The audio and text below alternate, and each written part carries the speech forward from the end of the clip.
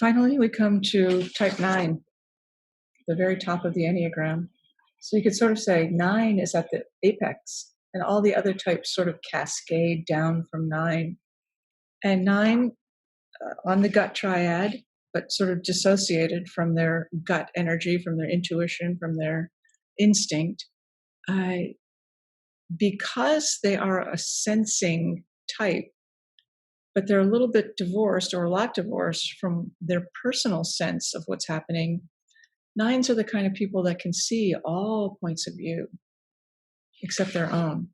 So in a sense, all of these types build up to 9. And 9 can feel the energy of all the other types in a way that the rest of us can't. It's quite an extraordinary capacity. And what does our world need more than those who can legitimately see other people's points of view? Please, we need more of you. However, when you can't find your own point of view, submerging yourself in other people's point of view can be a way to hide.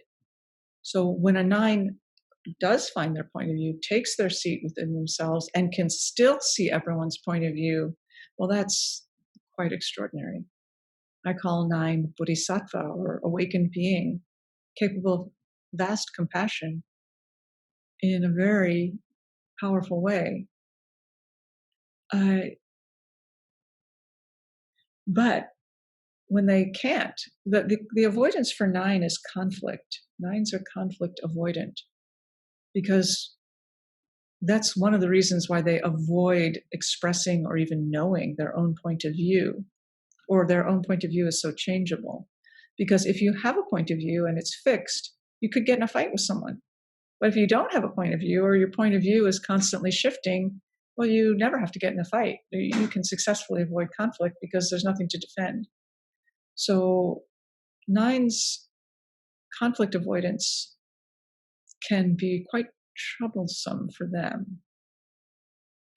But there's also a willingness to flow and to experience and to go with you, and that is incredibly lovable and playful and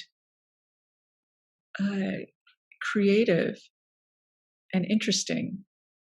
So if you want a friend who will just show up with you however you show up, and who doesn't, the 9s in our world can do that. It's quite undervalued and beautiful. Again, the avoidance is conflict. 9s are the kind of people that it's kind of hard to get a straight answer. Not that they're liars, but the talking style is called saga. So it kind of goes in circles. So I remember once, my stepson is a 9, and when he was in college, I remember saying to him once, "Did you register for your classes for the next semester?" Now, to me, that's a yes or no question. I don't remember exactly what he said, but it was something like, "Well, I went there, but then I ran into my friend Billy, and he was telling me about this trip that he took." I was like, "Oh my God, that sounds amazing." He said, "Yeah, there's a painting in the museum that looks exactly like where I was." So we went into the museum and we looked at the painting, and then I was hungry, so I went out to eat, and I had this. I had a kora at an Indian restaurant. Have you ever eaten one of those? They are delicious. So blah blah blah blah blah blah. Super adorable and fun, but I never really heard, "Did you register?" So there's that quality of in the flow, which can be incredibly present and wonderful, but obscuring and confusing at the same time. So self-preservation 9 is called appetite. So there's a sort of self-narcotizing quality to self-preservation 9s. I don't want to look at the things that are hard to look at. So I'm going to watch TV or smoke too much pot or do too much work, or I'm going to do something to dull my specific self and my own needs.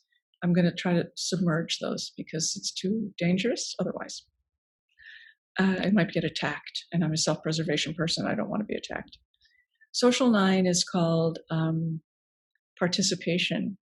So all the social subtypes want to belong to something, and 9s will participate in the group or party or environment or neighborhood that they want to be a part of, but from the sidelines. So they're never quite right in the middle. They're participating, but then you look away and they're not there anymore. They're on the periphery of the thing they want to be a part of, and that's their preferred way of being a part of it, and it's fine. And sexual 9 is called union. So the sexual 9 will take on the agenda of the partner as their own agenda. So one sexual 9 I know was married to a political activist.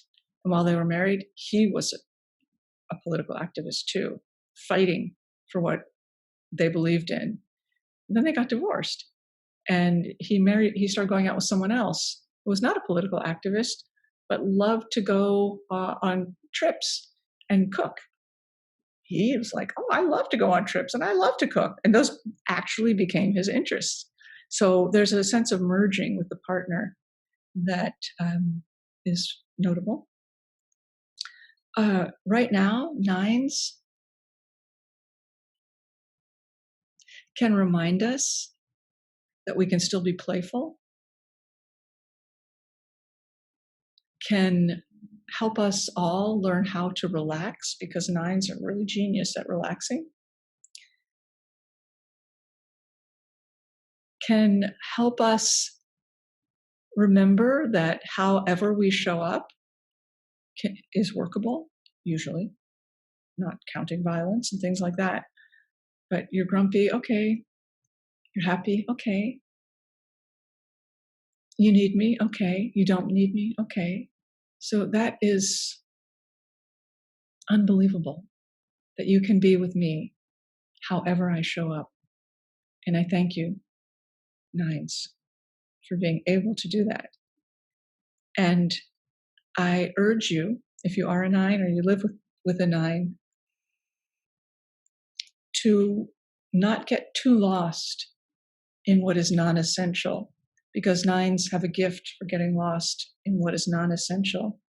And to remember, it is essential that you sleep, that you eat, that you exercise or take a walk.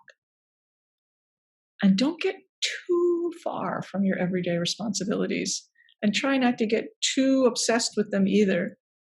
But I know this isn't very clear what I'm saying. Try not to hide and get lost. And at the same time, really let yourself truly relax and model for the rest of us what it looks like to just be, because you have a tremendous gift for that. And we and I really love you for that. So this brings us to the end of our conversation. It was a lot of words. I hope I covered points that were useful and interesting. The Enneagram is a great love of mine, and I hope I was able to impart some small corner of information about it in a way that helped you love it too. So I will close formally with the following wishes for you. May you be well. May you be safe. May your loved ones be well and safe. May those who are out on the front lines working on our behalf, healthcare workers, delivery people, and so on, may you know our gratitude. And for all of us, may your immune system kick ass. Thank you.